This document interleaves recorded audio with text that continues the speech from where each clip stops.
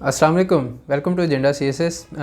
Welcome to the introduction video of the essay on globalization. पिछली video में हमने outline discuss की थी इसी टॉपिक के ऊपर कि globalisation has turned on its western creators. इस वीडियो में हम इसी का इंट्रोडक्शन देखेंगे और देखेंगे कि उसमें कोई गलतियां हैं या नहीं हैं और क्या ये एक अच्छा इंट्रोडक्शन है, क्या आप इसको पेपर में लिख सकते हैं if it comes with the same topic. तो स्टार्ट करते हैं आज की वीडियो और we have the introduction of our topic globalization has turned on its western creators. Introduction start होता है जी। The process of globalization is as old as humanity. For many centuries, trade, exports, and thus the progress of the idea and material manifestation of globalization was the result of Eastern nations and civilizations. Full stop. What we consider modern day globalization was initiated with the discovery of America by Columbus in 1492. It was accompanied by subsequent colonization of the East by the West.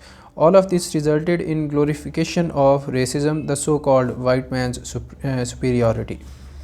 Consequently, a distorted history of humanity was presented that filmed Eastern man as a slave incapable of progressing on his own.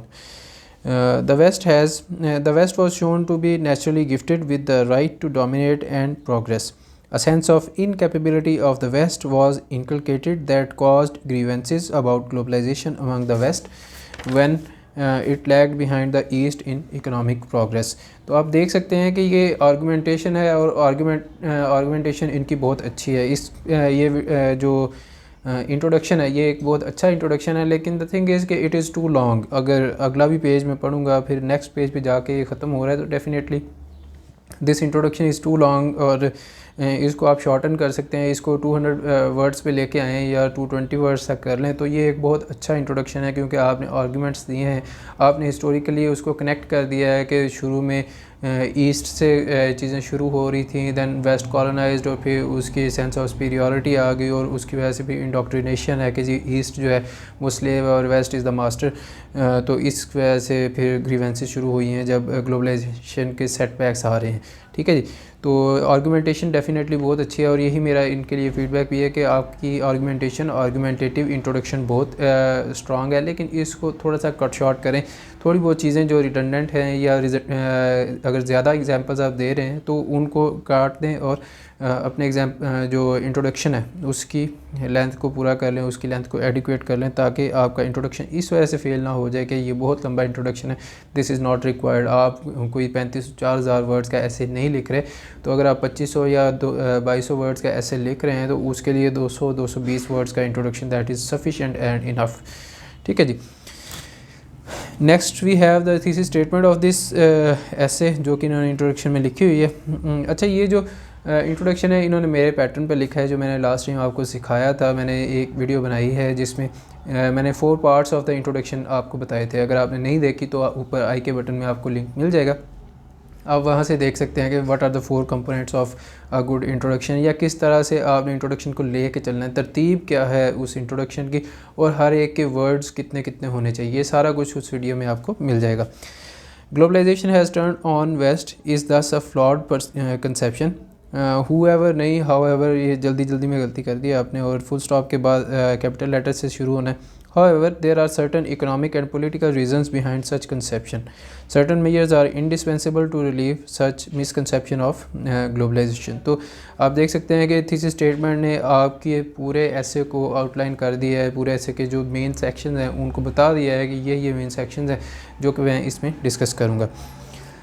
Next we have glimpses of the outline इसी introduction की। Decline of economic progress, backfiring of globalization, populist and nationalist sentiments all have all supported this notion about globalization. Economic inequality, distorted history and the East's economic development have also played their role in perpetuating this flawed artificial या historical idea.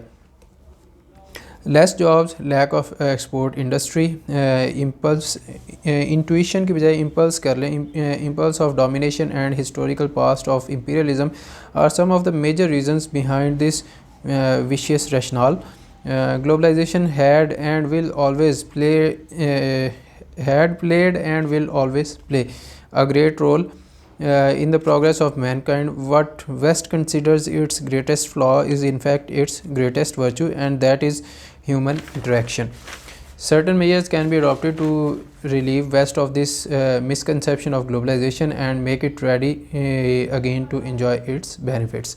तो ये introduction and पे आके थोड़ा सा आपको feel होता है कि ये वेस्ट सेंट्रिक है, लेकिन दैट इज़ जस्टिफाइड बिकॉज आप बात भी तो वेस्ट की ही कर रहे हैं, वेस्ट के पर्सपेक्टिव से देख रहे हैं कि क्या वेस्ट के ऊपर ये it has turned on the west or not.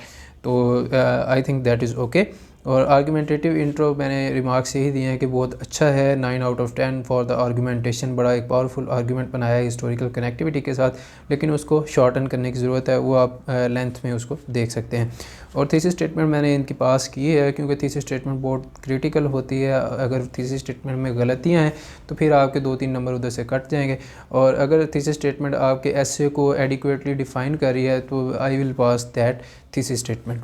और ग्लिम्सेस ऑफ द आउटलाइन भी अच्छे दिए हैं, उनको 2-2, 3-3 को 4-4 को इकट्ठे करके सैंडविच करके पैराग्राफ्स सेंटेंसेस की फॉर्म में लिख देते हैं, तो वो आपकी ग्लिम्सेस ऑफ आउटलाइन कहलाती हैं, जो कि आपने इंट्रोडक्शन में देनी होती हैं और एंड पे उसी इंट्रोडक्शन को कंक्लूड करना होता है.